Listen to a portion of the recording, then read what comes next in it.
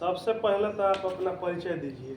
मैं मिथिलेश कुमार सिंह। थोड़ा लाउडली बोलिए। मैं मिथिलेश कुमार सिंह, ग्राम पोस्ट भदवर गढ़ और थाना चांदी का रहने वाला हूँ। मैं 1977 में ग्रेजुएट किया, BSc botany honours SD Jain college से।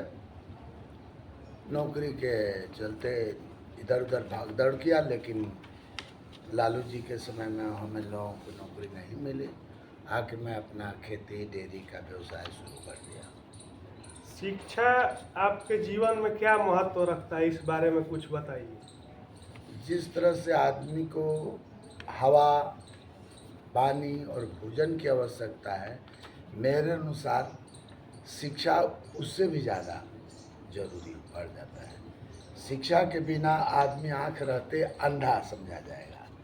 अगर शिक्षित है तो दुनिया आपके करीब है, क्योंकि किसी ने कहा है कि शिक्षा विद्वान राजा अपने देश में पूजा जाता है और विद्वान समूचे विश्व में पूजे जाते हैं। शिक्षा निहायत जरूरी चीज़ है। शिक्षा के बिना हम नहीं कुछ देखते। अगर शिक्षित हैं तो आप भविष्य वक्ता भी हैं, अगर अशिक्षित हैं तो आपको हाथ पसार के किसी पंडित के पास अपने भाग को देखना होगा। शिक्षित हैं तो आप दुनिया को देखकर बहुत कुछ जान जाते हैं, सीखते हैं कि कोई बकरी चराने वाले का बच्चा आईएएस होता है, कोई रिक्शा चलाने वाले का आईएएस। ये शिक्षा के माध्यम से ही आप जान पाएंगे। आपके पास कोई टेलीफोन करके बताएगा तो नहीं, लेकिन शिक्षित हैं और खास करके डिजिटली एजुकेटेड हैं तो और भी सोना में सुगंध की तरह का। आप तो इतना शिक्षित होकर भी आप नौकरी नहीं करते हैं, कृषि करते हैं, तो क्या कृषि करने के लिए भी शिक्षा जरूरी है या शिक्षा का कोई महत्व ही नहीं है? ऐसे तो मेरे समाज में आजकल शिक्षित होने का मतलब है किसी लोक सेवा में सेवक बन के काम करना को शिक्षित मानते हैं। लोग कहता है कि भाई फला तो शिक्षित है का मतलब ही पैरामीटर बन गया है कि पैरामीटर में नौकरी करते हैं तो शिक्षित होते हैं। और वास्तविक बात है कि अगर पैसा है, शिक्षा है, तब तो आप न भी, अगर ऐसे तो खेती गृहस्थी में हम पीठ पर बेरोजगारी का ठप्पा लेके घूमते हैं। अगर आपके बच्चों को पैसा दिया जाए और शिक्षा दिया जाए तो आप किस चीज़ का चुनाव करेंगे? मैं तो पहले शिक्षा का ही चुनाव करूंगा कि शिक्षा ले लेने के बाद वो पैसा आपने कमा सकते हैं। दुनिया का सबसे धनी व्यक्ति एलन मस्क किसी धनी घराने से नहीं आया था। शिक्षा के बदौलत उसने आज दुनिया में, जिसका 1 मिनट में भारतीय करेंसी से 22 लाख रुपए का इनकम है, एलन मस्क। क्या किसान शिक्षित नहीं हो सकते हैं? किसान इतने शिक्षित लोग किसानी में आ ही नहीं पा रहे हैं, उनको अगर कहते हैं कि भाई इंसेक्टिसाइड का प्रयोग मत करो, ये मानवता को नाश कर देगा, लेकिन मानते नहीं हैं। हार्वेस्टर आजकल चल रही है, उसके पराली में लोग आग लगा के कार्बन डाइऑक्साइड फैला देते हैं।